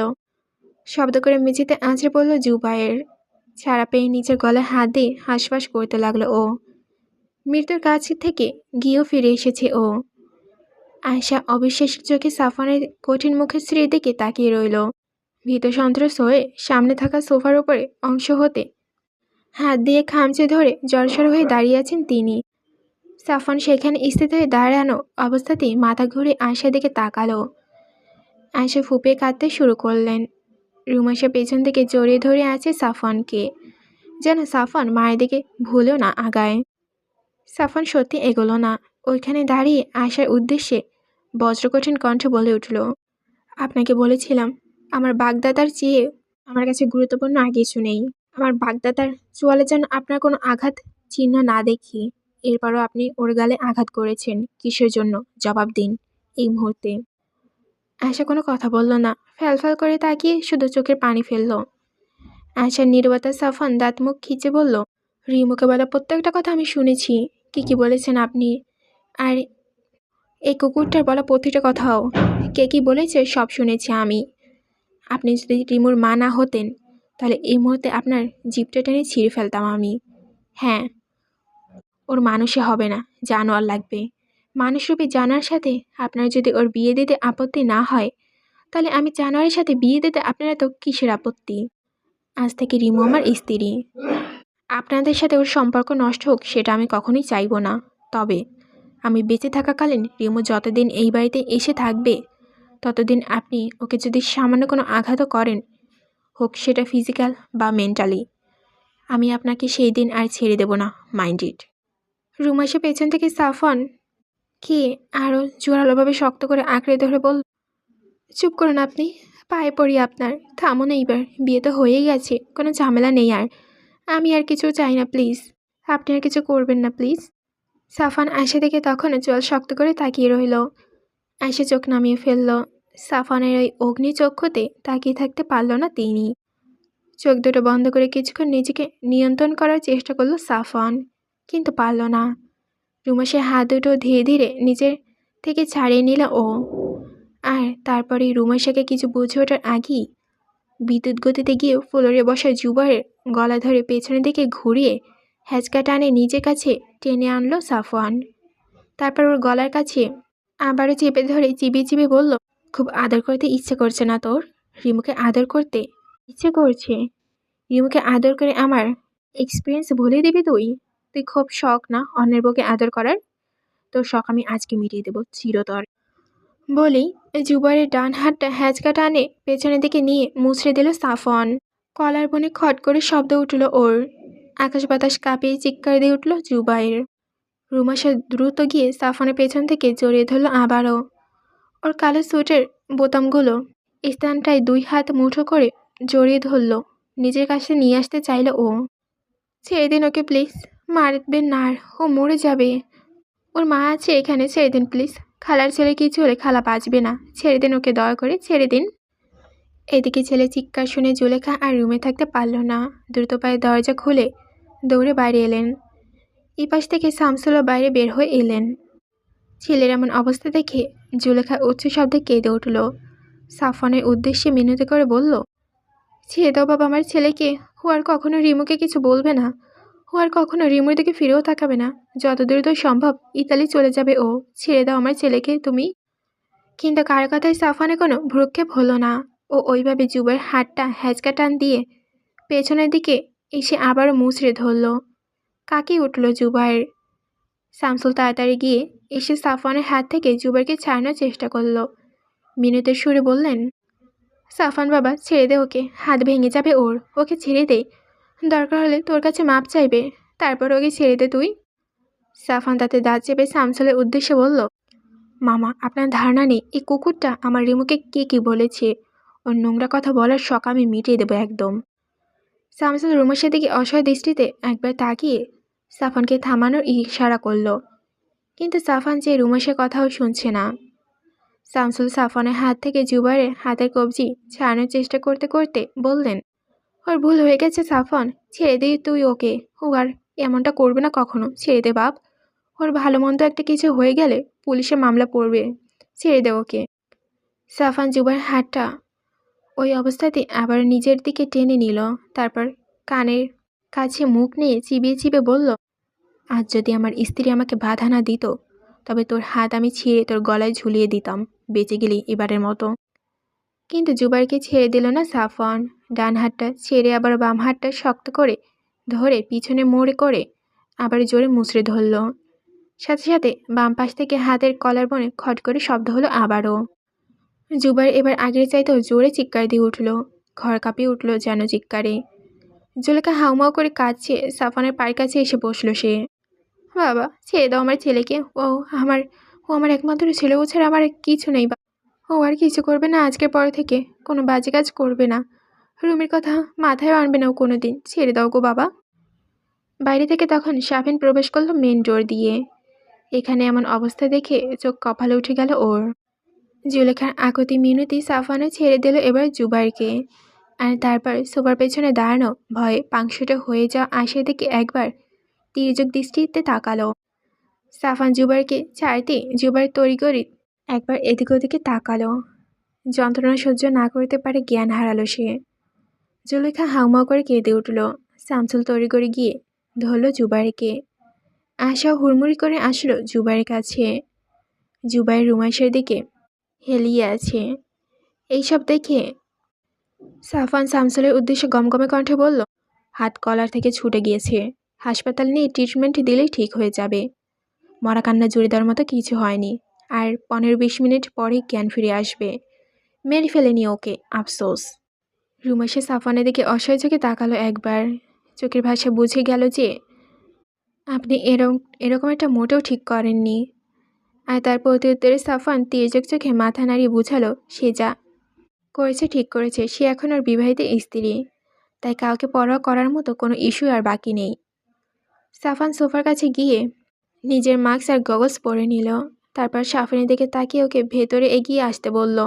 সাফিন এগিয়ে এসে সাফানের পাশে দাঁড়ালো। শামসুল আর জুলেখা জুবাইরকে ধরে করে নিয়ে গেল গেস্ট রুমে। বিছানে নিয়ে শুয়ে দিল ওকে। রাত প্রায় 2টোর কাছাকাছি। সকাল হতে আর দেরি নেই বেশি। ভোরেই জুবাইরকে নিয়ে হাসপাতালে রওনা দেবে শামসুল। জুবাইরকে বিছানায় রেখে বাইরে বের হয়ে এলেন শামসুল। জুলেখা ভেতরে ছেলের কাছে রইলেন। শামসুল বের হয়ে সোফায় এসে বসল। দীর্ঘশ্বাস ছাড়ল একটা। সাফান শামসুলকে উদ্দেশ্য করে বলল, আমি রিমুকে নিয়ে এখন রওনা হব মামা, এখনই। বিয়ের অন্যান্য প্রসিজার পরবর্তীতে পালন করা হবে। সে পর্যায়ে রুমে আমার কাছেই থাকবে। দোয়া করবেন আমাদের জন্য। আর হ্যাঁ, আপনার প্রতি আমার কোনো অভিযোগ নেই। আপনি অনুমতি দিলে আমরা এখন বের হব। এরপর আশির দিকে একবার তাকালো। তারপর রুমাইশাকে ইশারা করো শামসুলের থেকে বিদায় নিতে। রুমি সাফওয়ানের ইশারা বুঝে শামসুলের নিকট এগিয়ে গেল। এরপর বলল, আমি যাচ্ছি বাবা, আমাকে আপনার দোয়া রাখবেন। আমার যেন আর কখনো এই রকমের বিচ্ছেদ যন্ত্রণা সহ্য করতে না হয়। আমি যেন সুখে থাকতে পারি। আপনার জামাই অনুমতি দিলে আমি আপনাকে দেখতে আসবো আবার। ভালো থাকবেন আপনি, শরীরের যত্ন দেবেন, আর ওষুধ যেন একটাও মিস না হয়। বলতে বলতে কান্না করে দিল রুমাইশা। সাফানের দূরে দাঁড়িয়ে দীর্ঘশ্বাস ছাড়ল একটা। শামসুল রুমাইশাকে নিজের কাছে এগিয়ে নিয়ে এসে ওর কপালে স্নেহময় চুম্বন এঁকে দিল। তারপর মাথায় হাত বুলিয়ে মায়ের থেকে বিদায় নেওয়ার ইশারা দিলেন। রুমাইশা শামসুলকে ছেড়ে আশার দিকে এগিয়ে গেল। আশার সামনে গিয়ে আশার হাত দুটো ধরে বলল, আমাকে মাফ করে দিও মা, আমি তোমার সাথে অনেক বেয়াদবি করেছি আজ। আমাকে বদদুয়া দিও না। মায়ের দোয়া সর্বদা আল্লাহ সুবহানাল্লাহ তাআলা কবুল করে নেন, হোক সেটা ভালো কিংবা খারাপ। আমাকে তোমার ভালোই দোয়াতে রেখো সবসময় মা। তোমার প্রতি আমার আর কোনো অভিযোগ রইল না। আমি যাকে চেয়েছি তাকে পেয়ে গেছি। তোমার করা সব আঘাত ভুলে গেছি আমি মা। তুমি আমার করা দুর্ব্যবহারগুলো ভুলে যাইও। ওগুলো মনে রেখে কষ্ট পেও না, নইলে আল্লাহ তাআলা আমাকে কখনোই সুখী হতে দেবে না। অনেক ভালোবাসি তোমাকে মা। রুমাইশার চোখের পানি গড়িয়ে পড়ল। আশা প্রত্যুত্তরে কিছু বলল না রুমাইশাকে, শুধু নিজের হাতটা রুমাইশার মাথায় বুলিয়ে দিল। রুমাইশা চোখ বুলে নিল। মায়ের এই আদরটুকু সবটুকু নিজের ভেতরে শুষে নেওয়ার চেষ্টা করলো যেন। ধীরে ধীরে আশা হাতটা ছেড়ে দিল রুমাইশার। তারপর মায়ের চোখের দিকে তাকিয়ে বলল, আসছি মা, তোমার মেয়ের জামাইকে কখনো অন্য নজরে দেখো না আর। ও বাইরে থেকে জঙ্গলি হলো, ভেতর থেকে পুরোপুরি একজন দায়িত্ববান পুরুষ মানুষ। সে আমার যথেষ্ট খেয়াল রাখবে বলে আমি বিশ্বাস করি। মায়ের দিকে আর একবার কান্না চোখে তাকিয়ে সাফানের দিকে তাকালো রুমাইশা। সাফান শামসুলের দিকে তাকিয়ে রুমাইশাকে নিয়ে যাওয়ার অনুমতি চাইল। শামসুল অনুমতি দিতে রুমাইশার হাত ধরে বাইরে যাওয়ার উদ্দেশ্যে পা বাড়ালো সাফান। আয়শার সাথে আর কোনো কথা বলার প্রয়োজন মনে করল না। সাফানের পেছন পেছন শাফিনও এগোলো শামসুল আর আয়শাকে বিদায় জানিয়ে। শামসুল শাফিনের সাথে এগিয়ে এলেন ওদেরকে গাড়ির কাছে দিয়ে আসতে। গাড়ির কাছে এসে সাফান রুমাইশাকে গাড়িতে ওঠার জন্য গাড়ির দরজাটা খুলে দিল। রুমাইশা উঠে বসল। সাফিন গিয়ে বসল পেছনের সিটে। ড্রাইভিং সিটে বসার আগে সাফান শামসুলের দিকে ফিরে তাকালো আরও একবার। শামসুল সাফানের ডান হাতটা নিজের হাতের মুঠে নিয়ে বললেন, আমার মেয়েটাকে দেখে শুনে রাখিস, আমার একটা মাত্র মেয়ে। ও অনেক পাগলামি করে সেটা আমি জানি। তারপর তুই একটু ওকে বোঝাস, ভালোভাবে রাখিস। ও অনেক পাগলি, আগে খুব শান্তশিষ্ট ছিল, কিন্তু এখন কিছুই বললেই ছ্যাদ করে ওঠে। ওর ওপরে কখনো চড়াও হোস না, সহ্য করে নিস। আর ও যখন রেগে যায় তখন কি বলবে ও নিজেও জানে না, তাই কখনো অযৌক্তিক কিছু বললে ফেললে ক্ষমা করে দিস ওকে, কিছু মনে রাখিস না। সাফওয়ান নিজে বাম হাতটা দিয়ে শামসুলের হাতের উপরে রেখে বলল, আপনি কোনো চিন্তা করবেন না মামা, আপনার মেয়েকে কোনো অযত্নে রাখবো না আমি। আপনাদের মতো করে ওর খেয়াল রাখার চেষ্টা করব আমি। আপনি শুধু দোয়া করবেন আমাদের জন্য। শামসুল চোখমুখ মুছে মাথা নাড়ালো। সাফওয়ান মামার হাত ছাড়িয়ে আসে বলে ড্রাইভিং সিটে গিয়ে বসলো। শামসুল গেট খুলে দিল। সাফওয়ান, রুমি আর শাফিনকে নিয়ে বেরিয়ে গেল বাড়ি থেকে। শামসুল সেদিকে এক নজর তাকিয়ে থাকলো কিছুক্ষণ, তারপর আবারও রুমের দিকে পা বাড়ালো। এদিকে আয়শা নিজেকে ধাতস্থ করে রুমে গিয়ে নিজের ফোনটা হাতে নিয়ে সুইচটা চাপলেন রাফসানকে এইসব কথা বলার জন্য। কিন্তু সুইচ টিপল, দেখলো রাফসানের 7টা থেকে শুরু করে এই পর্যন্ত 57টা মিসড কল দিয়েছে। রাফসানের এতগুলো মিসড কল দেখে আয়শা ভরকালেন। ছেলেটার কোনো বিপদ আপদ হলো কি না ভেবেই দ্রুত কল ব্যাক দিলেন। প্রথম 2বার রিং হলো, কেটে গেল, আবার কল দিলেন। দুশ্চিন্তায় ওনার বুকটার ভেতরে দূর দূর করে কাঁপতে লাগলো। 2বার রিং হওয়ার পর রাফসান কল ধরল। উত্তেজিত গলায় বলল, মা, কখন থেকে কল দিচ্ছি, ধরছো না কেন? ওদিকে কি হয়েছে বড় দ্রুত? জুবাইর সাথে কি রুমির বিয়েটা হয়ে গেছে? আয়শা কি উত্তর দেবে ভেবে পেল না, নিরুত্তর রইলেন। মাকে কোনো কথা বলতে না দেখে রাফসান আবারও জিজ্ঞেস করল, কি হলো মা, কথা বলছো না কেন, কি হয়েছে দ্রুত বলো। আয়শা ইতস্তত করে কিছুক্ষণ ওইভাবেই রইলেন, তারপর বললেন, একটু আগে রুমিকে নিয়ে চলে গেছে সাফওয়ান বিয়ে করে। রাফসান আশাহত হয়ে বসে পড়ল নিজের বিছানায়। এটা হওয়ারই ছিল। সাফওয়ান যেখানে চাইছে সেখানে কারো সাধ্য নেই রুমিকে অন্য কারোর সাথে বিয়ে দেওয়ার। হতাশাগ্রস্ত গলায় ও বলল, মা, তুমি জানো তোমার মেয়েকে কার হাতে তুমি তুলে দিয়েছ? সাফওয়ান একটা কিলার মেশিন মা। ও ও আন্ডারগ্রাউন্ডের একজন নামকরা প্রফেশনাল হিটম্যান। মানুষ মেরে টাকা কামায় ও, আর সেটাও ইন্টারন্যাশনাল লেভেলে। শুধুমাত্র গত বছরে ওর বডি কাউন্টার 170,000। শুধুমাত্র গত বছরে। তাহলে এতগুলো বছরে কত মানুষ মেরেছে তুমি ভাবতে পারছো? সিঙ্গাপুরে ওর প্রচুর পূর্ণ লাইফস্টাইল ছিল। ও যে এত ক্লাসি লাইফ লিড করে, মার্সিডিজ কিনেছে, দেশেও একটা গাড়ি আছে, আর ওখানে হয়তো আরও আছে। এত টাকাও পায় কোথায়? এইভাবে, যার খবর ও পুরো ফ্যামিলি কেউ জানে না। আর ও যাদের এই টাকার বিনিময়ে মার্ডার করে তারা ছোটোখাটো কেউ নয়, বিভিন্ন দেশ, বিভিন্ন বড় বড় পদের অধিষ্ঠিত ব্যক্তি তারা। আর ও যাদের হয়ে কাজ করে তারাও খুব বিপজ্জনক লোক। ও যাদেরকে খুন করেছে এত যাবৎ এতকাল, তাদের লোক হন্য হয়ে খুঁজছে ওকে। যেখানে পাবে সেখানে ওকে একেবারে খতম করে দেবে। আশায় যেন পায়ের তলা থেকে মাটি সরে গেল। কি হবে এইভাবে ওর মেয়েটার? ওই ছেলেটা জবরদস্তি করে ওর মেয়েটাকে বিয়ে করলো এই জীবন দেওয়ার জন্য। কি হবে এখন? সাফওয়ানকে যদি ওরা মেরে ফেলে তাহলে ওর মেয়েটার কি হবে? ওর মেয়েটা বিধবা হয়ে যাবে, তখন কি হবে? আর রুমি সাফওয়ানের স্ত্রী জানতে পারলে যদি ওরা রুমিকেও মেরে দেয়, কি হবে তখন? শামসুল আসলেন এমন সময় রুমে। আয়শাকে এইভাবে কানে ফোন নিয়ে হতভম্ব দৃষ্টিতে তাকিয়ে থাকতে দেখে তিনি দ্রুত পায়ে এগিয়ে এলেন। এসে জিজ্ঞেস করলেন তিনি, কি হয়েছে? আয়শা কান থেকে ফোন সরিয়ে শামসুল দিকে তাকিয়ে শুধুমাত্র বললেন, রাফসান। রাফসান তার শামসুল তাড়াতাড়ি ফোনটা কানে ধরল, হ্যালো বলল। ওপাশ থেকে রাফসান বল, বাবা, তুমি কেন আটকাওনি সাফওয়ানকে? কেন তুমি রুমিকে ওর হাতে তুলে দিলে বাবা? ও নিচে তো মরতে বসেছে, এইভাবে আমাদের রুমিকেও সাথে নিয়ে মরবে। রাফসানের এবার আয়শাকে বলা কথাগুলো শামসুলকেও বলল। সব শুনে শামসুল থ মেরে দাঁড়িয়ে রইলেন। একে চরিত্রহীনের হাত থেকে মেয়েকে বাঁচিয়ে এক খুনির হাতে তুলে দিয়েছেন তিনি, যে কিনা টাকার জন্য মানুষ খুন করে। শামসুল কিছুক্ষণ সময় নিয়ে নিজেকে স্বাভাবিক করে জিজ্ঞেস করল, ও এত বছর এত খুন করেছে, তবে পুলিশ ধরেনি কেন ওকে? রাফসান হাঁটুতে কুনুই ঠেকিয়ে মাথা নিচু করে হাতে মাথা ঠেকালো। দুশ্চিন্তা গ্রাস করেছে ওকে। ও বলল, এটাই তো মেন পয়েন্ট বাবা। সবাই জানে কে খুন করেছে, কিন্তু প্রমাণ নেই কোনো। কারণ কোথাও কোনো রকমের কোনো ক্লু রেখে যায় না ও। আর খুনগুলো ও কোন অস্ত্র দিয়ে করে কেউ জানে না। হয়তো কোনো অস্ত্র দিয়ে করে না। কোনো ভিকটিমের শরীরে আজ পর্যন্ত অস্ত্রের কোনো আঘাত পাওয়া যায়নি। ওর ভিকটিম সবার মাথা নয়তো চোখ উপড়ে থাকে ও, কারো কারো হাত পাগুলো ভিন্ন ছিন্ন ভিন্ন করে দেয়। আর এই বিভিন্ন বিচ্ছিন্নতা করতে কোনো অস্ত্র লাগে না সাফওয়ানের। কোনো ক্রাইম স্পটে সিসিটিভি ফুটেজেও ওকে কখনো দেখা যায়নি। শামসুল এবার সন্দেহান হয়ে বলল, ওকে দেখা যায়নি তাহলে পুলিশ কিভাবে জানলো মার্ডারের জন্য ওই দায়ী? মার্ডার ওই করেছে নাকি ওকে কেউ ফাঁসাচ্ছে? রাফসান দীর্ঘশ্বাস ছেড়ে বলল, বাবা, ব্যাপারটা আসলে খুব কমপ্লেক্স। এতকাল কেউ জানতো না যে আসলে কে খুনগুলো করে। যাদের খুন করা হয়েছে আজ পর্যন্ত তাদের লোকেরাও জানতো না এতদিন। সাফওয়ান সিঙ্গাপুর থেকে চলে আসার আগেই এই প্রফেশন ত্যাগ করে, কিন্তু ও যাদের হয়ে কাজ করতো তারা ওকে হাতছাড়া করতে চায়নি, কারণ এমন দক্ষ হিটম্যান খুবই কম পাওয়া যায়।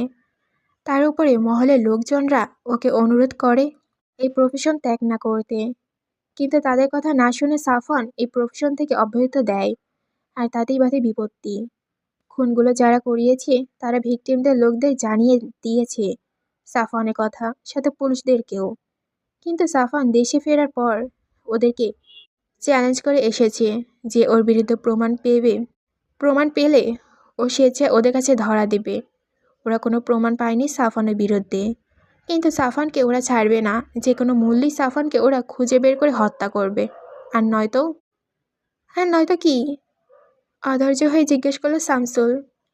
রাফসান ফোঁস করে নিঃশ্বাস ছেড়ে বলল, আর নয়তো ওকে সায়েন্টিস্টদের হাতে তুলে দেওয়া হবে, কারণ ওর এই রেয়ার কন্ডিশনের কথা উপর মহলের কয়েকজন জানতো। তারা এই ব্যাপারটা ফাঁস করে দিয়েছে আমেরিকান একটা হাইভেটি রিসার্চ অর্গানাইজেশনে। যতদূর ধারণা করা যাচ্ছে তারাও লোক লাগিয়েছে সাফওয়ানকে খোঁজার জন্য, আর ওকে পেলে সোজা ওদের ল্যাবে নিয়ে যাবে। আর তারপর ওর উপরে কী হবে কেউ জানে না। শামসুল বসে পড়ল নিজের বিছানায়। এখন কি হবে? সাফওয়ানের পেছনে এত এত লোক লেগে আছে ওকে মেরে ফেলার জন্য। তাহলে রুমির কি হবে এখন? ওরা যদি সাফওয়ানের সাথে সাথে রুমিরও কোনো ক্ষতি করে দেয়, মেয়ের কিছু হলে তিনি কি করবেন? রাত এখন প্রায় 3টা। সাফওয়ান ড্রাইভিং সিটে বসে গাড়ির স্টিয়ারিং ঘোরাচ্ছে। চোখের রাস্তার দিকে হলেও মনোযোগ সম্পন্ন পাশের সিটে বসা ক্রোধন্বয় রমণীর দিকে। রুমাশা গাড়িতে ওঠার পর থেকে নিঃশব্দে কেঁদেই চলেছে। চোখ থেকে ওর পানি থামছেই না। কান্নার দমকে মাঝে মাঝে কেঁপে উঠছে। শাফিন পেছনে বসে বারবার রুমাশাকে সান্ত্বনা দিচ্ছে যাতে কান্না না করে, কিন্তু রুমাশা চাইলেও কান্না আটকাতে পারছে না। বুকের ভেতরটা বারবার দুমড়ে উঠছে কান্নার কারণে। সাফওয়ান নীরব হয়ে আছে। রুমাশার মনের অবস্থাটা একটু হলেও বুঝতে পারছে। সেই রাত থেকে ওর উপর দিয়ে যা বয়ে গেছে তাতে ওর কান্না না করাটাই বরং অস্বাভাবিক হতো। একবার আর চোখে দেখল ও রুমাশাকে। ক্লান্তিতে চোখ দুটো ছোট হয়ে এসেছে। মাথা থেকে ওড়নাটা পড়ে গেছে। খোলা চুলগুলো কয়েক গাছি বাতাসে উড়ছে, থেকে থেকে ফোপাচ্ছে ও। বাম গালে ফোলাটা এখন একটু কমেছে, তবে লাল হয়ে আছে। রাতে খাওয়াও হয়নি ওর। এত রাতে দোকানপাট সব বন্ধ। বাড়ি গিয়ে ছাড়া আর পেটে কিছু পড়বে না। রুমাশার দিকে থেকে চোখ সরিয়ে আবারও রাস্তায় মনোযোগ দিল সাফওয়ান। বাড়ি পৌঁছাতে আর বেশি রাস্তা বাকি নেই। রুমাশা খানিকের ভেতরই গাড়ির উইন্ডো গ্লাসে মাথা ঠেকে ঘুমিয়ে পড়ল। সাফওয়ান গাড়ির গতি ধীর করে রুমাশার সিটটা পেছনে হেলিয়ে দিয়ে ভালোভাবে ঘুমানোর জন্য জায়গা করে দিল। তারপর আবারও গাড়ি গতি বাড়িয়ে দিল ও। ঘুম দরকার রিমুর। যত দ্রুত বাড়িতে যাওয়া সম্ভব তত দ্রুতই রিল্যাক্স হতে পারবে ও। রুমাইশা ঘুমের পর চারদিকটা আরও নিস্তব্ধ হয়ে গেল। গাড়ির ইঞ্জিনের শশা শব্দ ছাড়া আর কিছু কানে এলো না। শাফিনের চোখে ঘুম নেই। এত সব ঘটনার মুহূর্তেই ভেতর হয়ে গেল। ভাইয়ের যা রূপ আগে কখনো দেখেনি তাই এখন দেখে ফেলেছে ও। ভাইকেও হঠাৎ করেই যেন কেমন ভয় ভয় পাচ্ছে। সাফওয়ান আর চোখে গাড়ি ভিউ মিরর দেখে শাফিনের চেহারাটা দেখতে পেল। ভীত অথচ উস্কো চোখ নিয়ে তাকিয়ে আছে সাফওয়ানের দিকে। সাফওয়ান বলল, কিছু জিজ্ঞেস করা থাকলে কর। শাফিন থতমত খেয়ে গেল প্রথমে। ভাই ওর চেহারা দেখে বুঝে গেছে ভেবে লজ্জা পেল ও, কিন্তু ভাই সেটাকে বুঝতে দিল না। জিজ্ঞেস করল, আচ্ছা মামি তো রুমি আপুর ফোন সেই সন্ধ্যায় নিয়ে গিয়েছিল শুনলাম, তাহলে তুমি এত রাতে কীভাবে বুঝলে যে আপুর বিয়ে দিচ্ছে মামি? সাফওয়ান হাসলো নিঃশব্দে। তারপর বলল, রিমুর বাড়িতে একটা ট্রাক লাগিয়ে দিয়েছিলাম আমি। সেদিন এসে ও কোথায় যাবে, কার সাথে ও কী কথা বলবে সব জানতে পারবো আমি। ওর সেফটির জন্য লাগিয়েছিলাম, আর সেটাই কাজে লেগে গেল। আমি ধারণা করেছিলাম যে মামা বা মামি এই ধরনের কিছু একটা করতে পারে, আর সে কারণেই ট্রাকটা দ্রুত লাগিয়েছিলাম, নইলে আরও পরে লাগানোর ইচ্ছা ছিল আমার। সেদিন ট্রাকটা লাগিয়েছিলাম বলেই আজ রিমুকে আমি আমার বউরূপে পাশে পাচ্ছি, নইলে আজ হয়তো আমার রিমু অন্য কারো হয়ে যেত। শাফিন মুগ্ধ চোখে দেখলো ভাইকে। ওর ভাইটা সেই ছোটবেলা থেকে রুমি আপুর জন্য পালে প্রাণ দিয়ে দেয়। কিভাবে যে রুমি আপু সাফওয়ানের এত আদর আর আদরের হলো মাথায় আসছে না শাফিনের। নিজের অজান্তে মুখে হাসি ফুটে উঠল ওর। খানিক পর বাড়ি পৌঁছে গেল ওরা। শাফিন নেমে গেট খুলে দিল। সাফওয়ান গাড়ি ঢোকালো বাড়ির ভেতরে। শাফিন আবার গেট লাগিয়ে দিয়ে বাড়ির মেইন ডোরের দিকে এগিয়ে গেল। সাফওয়ান গাড়িটা নিয়ে গ্যারেজে ঢোকালো। রুমাশা তখনও ঘুমিয়েছে। ক্লান্ত অবসন্ন দেহটা রাস্তায় এত ঝাঁকানিত আর ছোটোখাটো শব্দ তো ঘুম ছাড়ল না। গাড়ির ইঞ্জিন বন্ধ করে সাফওয়ান গাড়ি জানলায় মাথা ঠেকিয়ে ঘুমানো রুমাশার নিকটে এগিয়ে এলো। ঘুমান্ত রুমাশাকে দেখে বাচ্চাদের মতো লাগছে পুরাই। ঘুমের ঘরে নিজের ঠোঁটটা ফুলে উঠেছে, ব্রু দুটো ওপরে উঠেছে, যেন জাগলেই কেঁদে দেবে। সাফওয়ান বিমুগ্ধ নয়নে তাকিয়ে রইল রুমাশার মুখের দিকে। কিছুক্ষণ পর আস্তে আস্তে ওর চোয়ালে চাপড় দিতে শুরু করলো সাফওয়ান। মৃদু স্বরে কয়েকবার ডাক দিল রিমু বলে। সাফওয়ানের ডাকে শুনে হড়বড়িয়ে উঠে গেল রুমাশা। সদ্য ঘুম ভাঙা চোখ হঠাৎ করে বুঝল না কোথায় আছে। পাশে তাকিয়ে সাফওয়ানকে দেখে চমকে উঠল ও। মুখটা হাঁ হয়ে গেল কিঞ্চিত। এত রাতে এমন চিপা চাপায় জায়গায় সাফওয়ান ওর সাথে কি করছে, আর এত কাছাকাছি এসে বা কি করছে, কিছু ভাবতে পারল না ও। পরক্ষণে ওর মনে পড়ল ওর তো বিয়ে হয়ে গেছে, আর জায়গাটা আসলে চিপা চাপা না, এটা ওর শ্রদ্ধেয় স্বামীর কালো ঘোড়া। সাথে সাথে মুখটা হাঁ হয়ে বন্ধ হয়ে গেল আবারও। রুমাশার এমন বিভ্রান্ত চেহারা দেখে সাফওয়ান হাসল, বলল, শ্বশুরবাড়ি পৌঁছে গেছিস, নিচে নামবি, নামে কোলে করে নামাবো? রুমাশা আধো ঘুমে বলল, আমি নামছি। তারপর গাড়ির ভেতরে দরজায় হাতল ধরে টান দিল। কিছুক্ষণ টানাটানি করলো, কিন্তু খুলতে পারল না। এই গাড়ির দরজাটা কি হচ্ছে, কি করছে ওর সাথে, কেন ভাই এমন করে ভেবে পেল না ও। আরও কয়েকবার চেষ্টা করলো। তারপরে যখন খুলল না, তখন রুমাশা অসহায় চোখে পাশে বসা সাফওয়ানের দিকে ফিরে তাকালো। সাফওয়ান এতক্ষণ এক বুড়ো উঁচু করে চোখাচোখ করে কাজকর্ম দেখছিল ওর। রুমাশাকে এইভাবে তাকাতে দেখে বলল, অনেক কষ্ট করেছেন, এবার থামেন আপনি, আমি খুলছি। তারপর নিজে সিট থেকে নেমে ওপাশে দরজাটা খুলে দিল সাফওয়ান। তারপর হাতটা এগিয়ে দিল রুমির দিকে। চৌকিতে একবার তাকালো রুমাশা সাফওয়ানের দিকে, তারপর হাতে হাত রেখে গাড়ি থেকে নামলো। শাফিন মেইন ডোরের কাছে এসে কলিং বেল দিল। রুনিয়া সবেমাত্র চোখ লেগে এসেছিল। ছেলে দুটো হঠাৎ বাইরে যাওয়ায় চিন্তায় ছিলেন তিনি। শাফিনের কাছে দুবার কল দিয়েছেন, কিন্তু ধরেনি ও, যার কারণে আরও বেশি চিন্তিত ছিলেন। কলিং বেলের শব্দ পেয়ে রুম থেকে বেরিয়ে এসে মেইন ডোর খুলে দিলেন তিনি। শাফিন দরজায় দাঁড়িয়েছিল। শাফিনকে একা দেখে রুনিয়া ভড়কে গেলেন, বললেন, তুই একা কেন, সাফওয়ান কই? শাফিন মুচকি এসে বলল, গাড়ি রাখতে গেছে গ্যারেজে, আমাদের সাথে আরও একজন এসেছে, বাড়ির নতুন সদস্য, তাকে বরণ করার জন্য প্রস্তুতি নাও। রুনিয়া শাফিনের কথা বুঝতে না পেরে বলল, নতুন সদস্য মানে কে এসেছে তোদের সাথে? সেই মুহূর্তে সাফওয়ান এসে হাজির হলো শাফিনের পেছনে। রুমাশাকে পেছনে থাকা অন্ধকারে দেখতে পেল না রুনিয়া। সাফওয়ানকে দেখে রুনিয়া জিজ্ঞেস করলো, কোথায় গিয়েছিলে তোরা, আর কি এসেছে তোদের সাথে, কাউকে দেখছি না তো। তখনই সাফওয়ান পেছন থেকে আলু থালু বেশে রুমাশাকে বের হয়ে আসলো রুনিয়ার সামনে। এত রাতে রুমাশাকে সাফওয়ানদের সাথে দেখে রুনিয়া চমকালো প্রচণ্ড। তার উপর রুমাশার চোখ মুখের এমন বিহাপদ দশা দেখে রুনিয়া ভয় পেল। দ্রুত এগিয়ে এসে মুখে হাত বুলিয়ে উদ্বিগ্ন স্বরে বলল, রুমিমা, কী রে, কি হয়েছে তোর, এমন দেখাচ্ছে কেন তোকে? আরে এত রাতে তুই এদের সাথে কিভাবে, কি কোথায় পেলে ওরা তোকে? বাড়িতে জানে সবাই? সাফওয়ান পাশ থেকে বলে উঠল, জানে মা, সবাই জানে। রিমুকে আমি বিয়ে করে নিয়ে এসেছি মামা মামির উপস্থিতিতেই। এখন তুমি ওর রুমে দিয়ে আসো, যেখানে ও থাকতো আগে। ওর ঘুমের দরকার অনেক, পারলে কিছু খাইয়ে দিও, দুপুরের পর কিছু খায়নি ও। আর বাকি কথা কাল হবে, সবই খুলে বলবো তোমাকে, এখন আমাদের সবার বিশ্রামের দরকার। তারপর শাফিনকে শাফিনের রুমে যেতে বলে নিজেও চলে গেল সিঁড়ি দিয়ে। রুনিয়া অবাক হলেন প্রচণ্ড। কি এমন হলো যে এত রাতে গিয়ে সাফওয়ান বিয়ে করে আনলো রুমিকে? সব ঠিকঠাক আছে তো ওদিকে? কিন্তু বেশি কিছু ভাবল না তিনি। রুমিকে ক্লান্ত দেখাচ্ছে অনেক। আর বাহু ধরে ভেতরে নিয়ে আসলো রুনিয়া। রুমি এখন তার পরিবারের একজন স্থায়ী সদস্য ভাবতেই রুমির প্রতি স্নেহ যেন আরও কয়েকগুণ বেড়ে গেল তার। রুমে গিয়ে ফ্রেশ হতে বলে তিনি রান্নাঘরে চলে গেলেন। ফ্রিজে রাতে রান্না করা ভাত আছে আর মাছের ঝোল। সেগুলো বের করে গরম করে থালায় ভাত বেড়ে নিলেন। তারপর ওর ঘরে যাবেন। ঘুমের চোটে বসে টাল সামলাচ্ছে রুমাইশা। রুনিয়া তাড়াতাড়ি করে মুখে তুলে খাইয়ে দিলেন ওকে কয়েক লোকমা। অল্প কয়েকটা খেয়েই রুমাইশা হার মানল। এক গ্লাস পানি খেয়ে ঘুম ঘুম চোখে রুনিকে বলল, আর একটু খাবো না ফুপ্পি? ঘুমে চোখে দুটো বন্ধ হয়ে আসছে আমার, কিছু দেখতে পাচ্ছি না। চোখ বড় করে চারিদিকে ঘুরে তাকালো রুমাইশা। রুনি হাসল।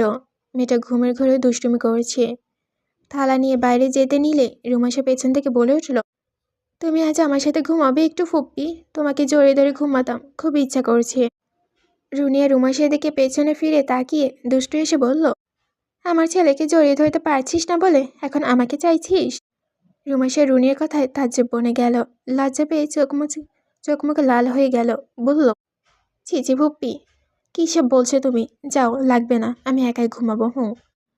বলে কোলবালিশটা নিয়ে উল্টো দিকে ফিরে বালিশে মাথা রাখলো রুমাইশা। রুনিয়া তা দেখে হেসে বলল, ঘুমিয়ে থাক, আমি আসছি এগুলো রেখে। রুমাইশার মুখে হাসি ফুটে উঠল, কিন্তু এদিকে ফিরল না সে। উল্টো দিকে ফিরেই ঘাপটি মেরে শুয়ে রইল। সকাল 10টা।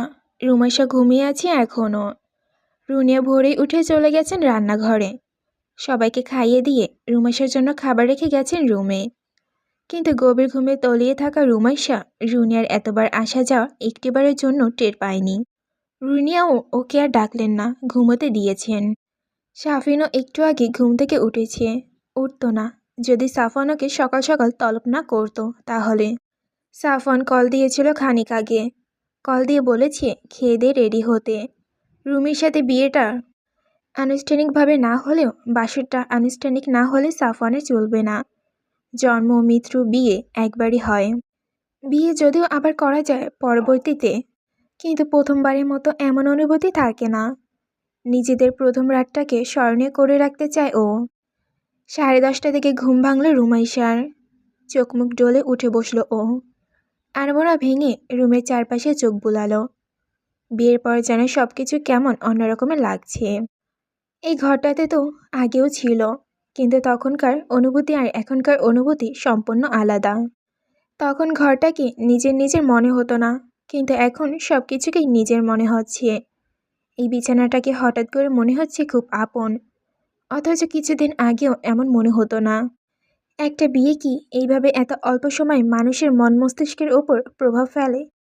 এই কামরাটা আগে সাফওয়ানের ছিল। ছোটবেলায় যখন আসতো এই বাড়িতে, তখন সাফওয়ান এই রুমে থাকতো। বিছানা, চেয়ার, টেবিল সহ সব কিছুই এইভাবেই বিন্যস্ত করা ছিল। রুনিয়া চেঞ্জ করেনি আর পরে। রুমাইশাও কোনো দিকে সরায়নি। যেটা যেভাবে ছিল সেটা সেভাবেই আছে। ওই বড় জাদরের আলমারিটা সেই প্রথম থেকে এই ঘরে আছে। কত লুকোচুরি খেলেছে ওরা এই ঘরে। সন্ধ্যাবেলা যখন আলো খুব কম থাকতো, আবছা হলে কাউকে তেমন দেখা যেত না, তখন ওরা সমস্ত বাড়ি জুড়ে লুকোচুরি খেলতো। রুমাইশা বেশিরভাগ সময়ই লুকাতো আলমারির নিচের তাকে। সাফওয়ান জানতো যে রুমাইশা ওখানেই লুকিয়ে আছে, তারপরও ভান ধরতো খোঁজার। আর রুমাইশাও হাসতো চুপচুপ যে সাফওয়ান ওকে খুঁজে পাচ্ছে না। রোজ একই জায়গায় লুকানো সত্ত্বেও এমনভাবেই সাফওয়ান তাকে খুঁজত। সেসব মনে পড়লে এখনও হাসি পায় ওর। ধীরে সুস্থে বিছানা থেকে নামলো রুমাইশা। পর টেবিলের উপর খাবার রাখা। রুনিয়া ফুপ্পি রেখে গেছেন নিশ্চিত, কিন্তু এখনও খাবে না, একেবারে দুপুরে খাবে। তাই ব্রাশে পেস্ট লাগিয়ে জামা কাপড় নিয়ে ঢুকলো ওয়াশরুমে। একেবারে গোসল দিয়ে বেরোবে। এক সেটে জামা কাপড় কীভাবে যেন থেকে গিয়েছিল। রুনিয়া সেটা তুলে রেখেছিলেন, নাইলে আজ ওর গোসল দিতে কি পরতো আল্লাহ ভালো জানে। ওয়াশরুমের দরজাটা বন্ধ করে ব্রাশ করলো। এরপর অজু করে নিয়ে মাথার উপরে ঝর্ণা ছেড়ে দিল। গোসলটা কাল রাতে ধকলের পর করলে ভাল লাগতো, কিন্তু তা আর হয়নি। অসময়ে গোসল দেওয়ার সাথে সাথে ঠান্ডা লাগে ওর। এখন গায়ে পানি পড়ার পর ভাল লাগছে অনেক। শান্তি শান্তি ফিল হচ্ছে খুব। অনেক সময় নিয়ে গোসল করলো ও। নিতম্ব ছাড়ানো চুলগুলো শ্যাম্পু করলো। গোসল শেষে গা থেকে পানি ঝাড়িয়ে টাওয়ালটা দিয়ে গা হাত পা মুছে নিল ভালো করে। তারপর সেটা দিয়ে সব কিছু পেঁচিয়ে নিল। তারপর ওয়াশরুমের হ্যাঙ্গারে রাখা সালোয়ার নিয়ে পরল। এরপর কামিজ পরতে গিয়ে বাঁধল বিপত্তি। কামিজ মনে করে ওড়না নিয়ে চলে এসেছে, সেটা হয়তো বিছানায় পড়ে আছে। অন্তর্বাস নেই এখানে একটাও যে সেটা পরবে। কামিজটা আলতো ওড়না কামিজটা আনতে ওড়নাটা ডান কাঁধের ওপর দিয়ে বুকের ওপর দিয়ে ভালোভাবে পেঁচিয়ে নিল। মাথা থেকে টাওয়ালটা খুলে ভেজা চুলগুলো পিঠের ওপর ছড়িয়ে দিল। রুমে যদিও কেউ নেই, দরজাটাও লক করা। তারপরেও বুকের ওপর কিছু না থাকায় কেমন যেন লজ্জা লজ্জা লাগছে। ওয়াশরুমে লক খুলে বের হলো রুমাইশা। কিন্তু ও যা ভেবেছিল তা হয়নি। কামিজটা থেকে যায়নি, বিছানার কাছে মেঝেতে পড়ে আছে। হয়তো জামা কাপড়গুলো হাতে করে নিয়ে যাওয়ার সময় হাত থেকে কখন পড়ে গিয়েছে। এগিয়ে গিয়ে চুল ঝাঁকিয়ে নিচু হয়ে কামিজটা তুলল ও। চুলগুলো মেঝেতে লুটোপুরি খেলো। তারপর আবার চুল ঝাঁকি দিয়ে উঁচু হয়ে কামিজটা একবার ঝাড়া দিয়ে ওড়নাটা একটানে খুলে বিছানার পায়ের ওদিকে ছুঁড়ে দিলে কামিজটা পরে নিল। তারপর আবার ঘুরে ওয়াশরুমে যেতে নিল ভেজা কাপড়গুলো আনতে। আর তখনই পেছন থেকে এক পুরুষালী কণ্ঠ গলা খাকারি দিল, সেটা শোনা গেল। রুমে জমে গেল সাথে সাথে। চোখ বড় বড় হয়ে গেল ওর। রুমে কেউ ছিল, কিন্তু ও তো যে। ঢোক গিলল রুমাইশা। তারপর ওইখানে দাঁড়িয়ে আস্তে আস্তে ঘুরল পেছনের দিকে। সাফন খাড়া হয়ে বসে আছে বিছানার পায়ের দিকটায়। ছুঁড়ে দেওয়া ওড়নাটা ওর মাথায় পড়ে চোখ দুটো সহ মুখটাও ঢেকে দিয়েছে। রুমাইশার কান গরম হয়ে গেল। ছি ছি, সাফন কি দেখে ফেলেছে ওর এই অবস্থা? লজ্জায় চোখ মুখ কুচকে গেল রুমাইশার। সাফনের কাছে গিয়ে তাড়াতাড়ি করে সাফনের মাথা থেকে ওড়নাটা উঠিয়ে নিল ও। ওড়না ওঠানোর পরপরই চোখ পড়ল সাফনের বিস্ময় হতবাক দৃষ্টি। চোখের পলক পড়ছে না ওর। মুখটা কিঞ্চিত হাঁ হয়ে আছে। মুগ্ধ দৃষ্টিতে রুমাইশার দিকে অপলক চেয়ে আছে ও। ভেজা চুলে রুমাইশার অর্ধনগ্ন দেহ দেখে সাফনের হৃৎপিণ্ড দৌড়াতে থাকা অবস্থায় থেমে গিয়েছে যেন। সাফনের এমন দৃষ্টি দেখে রুমাইশা কী করবে বুঝতে পারল না। লজ্জা লাগছে ওর প্রচণ্ড, সেই সাথে হাসিও লাগছে। ঠোঁট টিপে নিঃশব্দে একটু হেসে নিল ও। তারপর নিজেকে স্বাভাবিক করে সাফনের চোয়ালে হাত ছুঁয়ে ওর দিকে চেয়ে থাকা সাফনের মুখটা নিচ দিকে থেকে অন্যদিকে ঘুরিয়ে দিল। কিন্তু মুখটা ঘুরিয়ে দেওয়ার পরও ও আবারও ফিরে তাকালো সাফওয়ান। তারপর রুমাইশাকে সরু কোমরটা দুহাতে পেঁচিয়ে নিজের কাছে টেনে নিয়ে এসে ওর চোখের নিচে মুগ্ধ দৃষ্টি রেখে নেশাযুক্ত কণ্ঠে বলে উঠল, আমার মুখের ওপর ওড়না ফেলে এত সুন্দর একটা দৃষ্টি দেখতে না দিয়ে যে গুরুতর অপরাধ তুই করেছিস, তার জন্য তোকে কঠিন সাজা দেওয়া হবে আজকে রাতের বেলা। রুমাইশা দমে গেল। উল্টো সাফওয়ানের চোখে আর গভীর তাকালো ও। তারপর ভাবলো এটা ওর স্বামী, এই সামনে কিছু করলে ওর কিছু হবে না, কোনো লজ্জার বিষয় নেই। তারপর ধীরে ধীরে সাফওয়ানের কানে কাছে মুখ নিয়ে মৃদু নেশালো গলায় বলে উঠল, শাস্তিদাতা যদি আপনি হন তাহলে আমি যে কোনো শাস্তির জন্য প্রস্তুত। রুমাইশার এমন মাদকতায় কণ্ঠে সাফওয়ানের মাথাটা ঘুরে গেল যেন। তড়িৎ গতিতে রুমাইশার ভেজা চুলের নিচ দিয়ে মোলায়েম ঘাটটা খপ করে ধরে ফেলল ওর ইম্পাত কঠিন হাতখানা দিয়ে। আর তারপরই মুখটা ডুবিয়ে দিল রুমাইশার বিউটি বোন আর গলার মাঝ বরাবর। রুমাইশার সারা শরীরে শিহরণ বয়ে গেল। আবেশে বন্ধ হয়ে গেল চোখ দুটো। সাফওয়ান ক্ষিপ্ততার সাথে ঠোঁট চালান করতে থাকলো ওর উজ্জ্বল শ্যামরঙা নরম গলায়। গলার কাছটা শুষে নিল প্রগাঢ় চুম্বনে। চোখা দাঁতের ছোঁয়া লাগলো গলায় কয়েকবার। রুমাইশার মুখে পরম সুখের আভাস দেখা গেল, কিন্তু পরক্ষণে হুঁশ ফিরল ওর। চোখ মেলে সাফওয়ানকে নিজে থেকে সরিয়ে দিল ও। এখন মুঠেও সাফওয়ানের আদরে গলে যাওয়া যাবে না। রুমাইশাকে এইভাবে সরিয়ে দিতে দেখে অসহায় হয়ে তৃষ্ণাত্মক দৃষ্টিতে তাকিয়ে রইল সাফওয়ান প্রেয়সীর দিকে। বুকের ভেতর ওর ধকধক করছে। রুমাইশাকে এই মুহূর্তে সমস্ত শরীর মন প্রাণ খুব করে চাইছে। রুমাইশা সাফওয়ানের চোখ মুখে এই অসাধ্য অবস্থা দেখে দুষ্ট হাসি দিল। তারপর সাফওয়ানের থেকে দূরে সরে গিয়ে ওয়াশরুমের দিকে এগোতে এগোতে বলল, দিনমজুরের টাকা এখনো বাকি আছে জনাব, সেগুলো পরিশোধ করে আপনার এখনকার এই চেহারাটা আমাকে একবার দেখিয়েন। যতদিন বেঁচে থাকবেন ততদিন শুধু এই চেহারা দেখানোর পরিবর্তে আমাকে পুরোপুরি পাবেন এবং এই চেহারা দেখানোর পরবর্তী মুহূর্তগুলোই স্মরণ করবেন। এবার সাফওয়ানকে আর একবার ঘায়াল করে দৃষ্টি দিয়ে ঠোঁট কামড়ে ওয়াশরুমে ঢুকে দরজাটা লক করে দিল রুমাইশা। সাফওয়ান হতভম্ব হয়ে তাকিয়ে রইল সেদিকে। আর একটু হলে নিয়ন্ত্রণ হারাতো সে। কিন্তু রুমাইশা কি বলে গেল? শান্ত দৃষ্টির চেহারাটা শুধু ওপরে ওপরে। কি চালু রে বাবা, আমাকে সিরিয়াস করে আবার সান্ত্বনা করে চলে যায়। এটা কিছু হলো? 12টার দিকে বের হলো সাফিন আর সাফওয়ান। সাফওয়ান নিজে ঠিকঠাকভাবে ঢেকে ঢুকে নিল। গাড়ি নিবে না, রিক্সা করে যাবে আবার রিক্সা করে আসবে। বাংলাদেশে এই এসে প্রথম রিক্সায় চড়বে ও।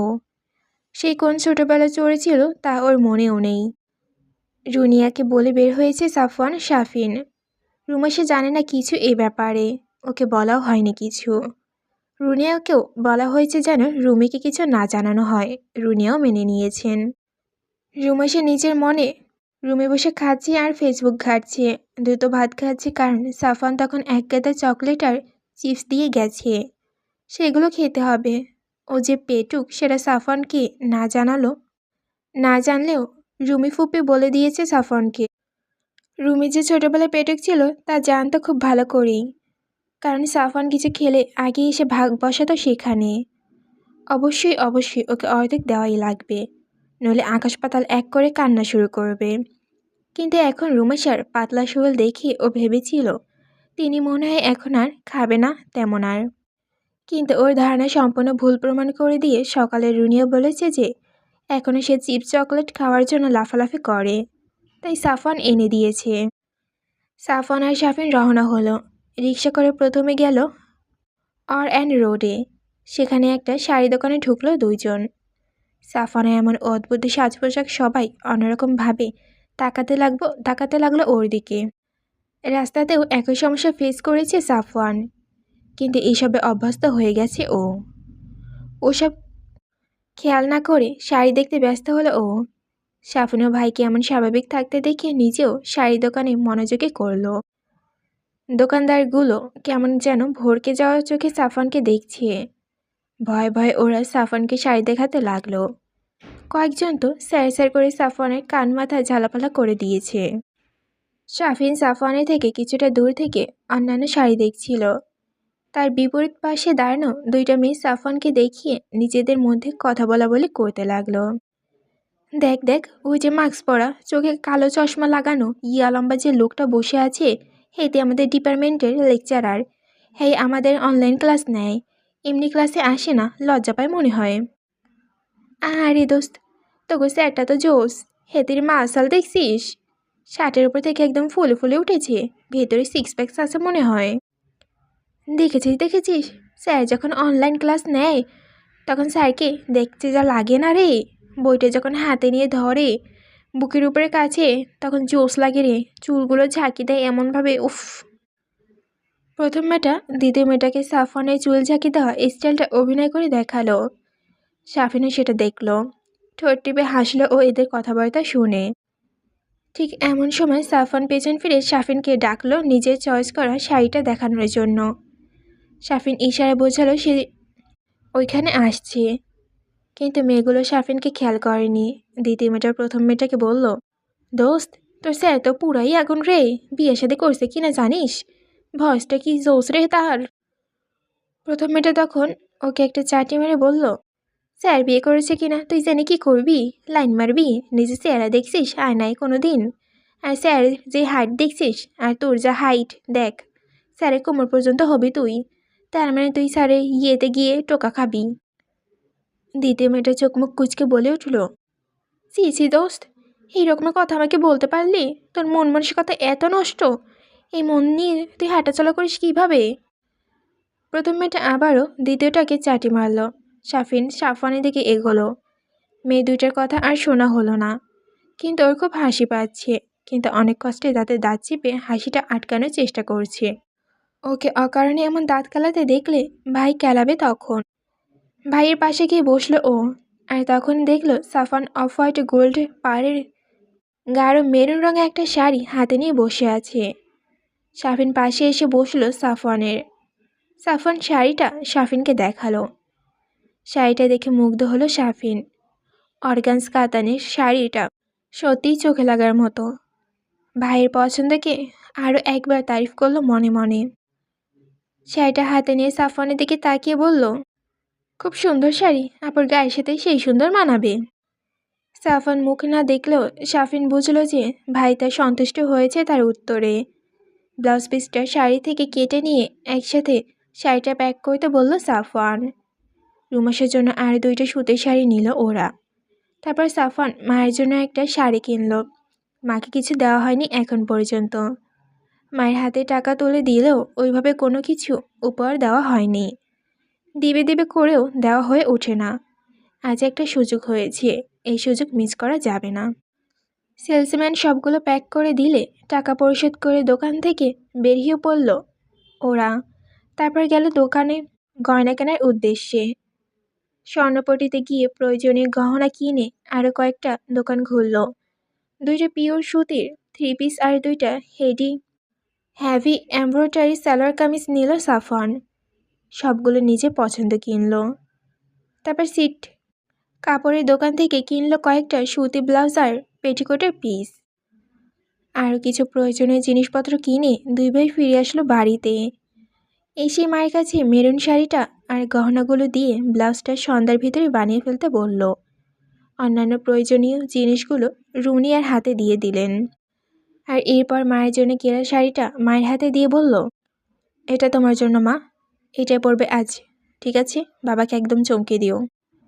রুনিয়া সাফওয়ানের কথা শুনে লজ্জা পেল, হেসে উঠল। শাড়িটাকে ঘুরে ফিরে দেখল, মুখে হাসি যেন সরছেই না। ছেলে থেকে উপহার পেয়ে প্রচণ্ড খুশি হয়েছেন তিনি। মুখে দেখে বোঝা যাচ্ছে শাড়িটা খুব মনে ধরেছে রুনিয়ার। মাকে এইভাবে কিশোরী মেয়েদের মতো লজ্জা পেতে দেখে আরও হাসলো সাফওয়ান। সেও অনেক খুশি হলো। 2 হাতে মায়ের মুখটা ধরে একটা ডলা দিয়ে নিজের রুমের উদ্দেশ্যে চলে গেল ও। ছেলে থেকে এমন অনাকাঙ্ক্ষিত উপহার আর আদর পেয়ে রুনিয়া চোখের কোণে খুশির কান্না জমে উঠল। সাফওয়ান মুখে এই তৃপ্তির হাসিটা উনি দেখেননি কতকাল। উনি ভাবেননি কখনো রুমিকে ছেলে বউ করার কথা। অথচ তার ছেলের খুশি সারাটার সময় আশেপাশেই ছিল রুমি। আনমনে হাসলেন রুনিয়া। ছেলের এমন খুশি খুশি চেহারা দেখে তার আর ইস্তিয়াকে বিয়ের প্রথম দিনগুলো মনে পড়ে যাচ্ছে রুনিয়ার। লাজুকলতার মতো হেসে নিজের আর রুমাসের শাড়ি অন্যান্য জিনিসপত্রগুলো নিয়ে নিজের রুমের দিকে এগোলেন। ইস্তিয়াক রুমে নেই, অফিসে গেছেন, আসবেন খানিক পরেই। রুমাসের শাড়ি ব্লাউজটা বানানোর জন্য রুমের বেলকনিতে পা রাখলেন। বেলকনিতে রাখা পা চালিত সেলাই মেশিনটা রেডি করতে লাগলেন। নিজে জামা কাপড়, ব্লাউজ, পেটিকোট সব নিজে নিজে বানানোর জন্য মেশিনটা কিনেছিলেন। সেলাই মেশিনটা বেলকনিতে রেখেছেন কারণ বাড়ির ভেতর দিকটা নিলে শব্দে সবার অনেক অসুবিধা হয়।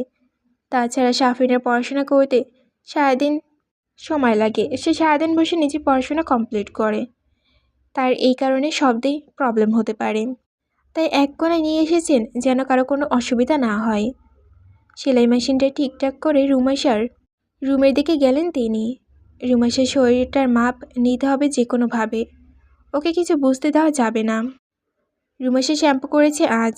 লম্বা চুলগুলো শ্যাম্পু করার দিন শুকানো সময় লাগে অনেক। চুলগুলোকে পিঠে চড়িয়ে দিয়েছে। চুল শুকানোতে জানালাটা খুলে জানালার দিকে পেছন ফিরে বসে বসে ফোন চাপছে ও। রুনিয়া এলো এমন সময়, হাতে ওনার পরিমাণ মতো ফিতা। এসে বলল, উঠে দাঁড়া তাড়াতাড়ি।